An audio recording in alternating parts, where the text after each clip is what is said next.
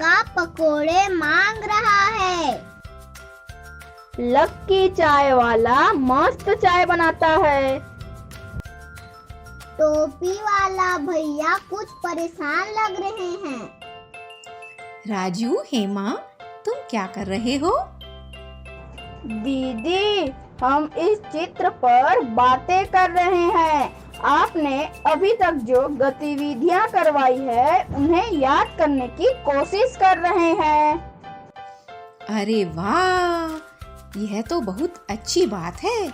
चलो मिलकर दोहराते हैं कि क्या क्या सीखा है अभी तक कक्षा 1 और 2 के बच्चों ने। ये तो बहुत अच्छा होगा दीदी, इस बार मैं सब कुछ कॉपी में लिख लूंगा। चलो बताओ तो, सबसे पहली गतिविधि कौन सी थी? कौन बताएगा? दीदी, ये तो बहुत आसान है। सबसे पहले हमने चित्र पर चर्चा करना सीखा था। अच्छा, कैसे करते हैं चित्र पर चर्चा? जैसे अभी राजू और हेमा कर रहे थे। एक चित्र ले आओ, फिर मम्मी पापा या दोस्तों के साथ बैठकर उस पर खूब सारे बातें करो। हमने अब तक कौन कौन से चित्रों पर चर्चा की है? दीदी, मैंने गांव के तालाब के चित्र पर बातें की। और दीदी, मैंने जंगल के चित्र पर चर्चा की। बहुत बढ़िया। पर यह गतिविधि हमें एक बार नहीं बल्कि लगातार करते रहनी है। इससे तुम्हारी सोचने और तर्क करने की शक्ति बढ़ेगी और अपनी बात रखने में भी मदद मिलेगी। अब आगे बढ़ते हैं। अगली गतिविधि कौन बताएगा? दीदी, आप बस गतिविधि का नाम बता दीजिए, बाकी सब उसके बारे में हम बता देंगे। 2 गतिविधियां थी जो बिल्कुल एक जैसी सी थी, जिससे हमने खुद से कहानियां बनाना सीखा था। कहो कहानी खेल था दीदी।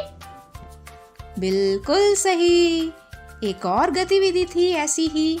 सोचो सोचो, इस गतिविधि में मेरा दोस्त बल्लू भी आया था। बातों बातों में बात दीदी, इस खेल में आपने और आपके दोस्त बल्लू ने गोबर और गुब्बारों की कहानी बनाई थी। अरे वाह, तुम्हें तो सब याद है। बताओ तो, कैसे बनाते हैं खुद से कहानी? एक चित्र लेते हैं, उस पर पहला खिलाड़ी एक लाइन बोलता है, फिर दूसरा खिलाड़ी एक और लाइन बोलता है। इसी तरह कहानी आगे बढ़ती रहती है और अंत में एक बढ़िया सी कहानी बन जाती है। इस खेल को बिना चित्र के भी खेल सकते हैं, जैसे मैंने और बल्लू ने खेला था। फिर आई थी कहानियों का पिटारा गतिविधि, जिसमें हम सब ने आलू, मालू और कालू की कहानी सुनी थी। और हाँ, तुमने कहानी पर सवालों के उत्तर भी लिखकर मुझे भेजे भी थे। तुम ऐसी ही बहुत सारी पुरानी पुरानी कहानियाँ अपने घर के बड़े सदस्यों से सुन सकते हो। मम्मी पापा, दादा दादी या नाना नानी से उनकी बचपन के मजेदार किस्सों के बारे में पूछो और देखो वे क्या बताते हैं। पर कहानी सुनने के बाद उस पर चर्चा करना मत भूलना। दीदी, अब मैं आपको एक इशारा देता हूँ। आपको गतिविधि पहचाननी होगी। धमक धमक हाथी। अरे, तुम सब तो बहुत ही होशियार हो गए हो। दीदी से ही सवाल, सोचने दो।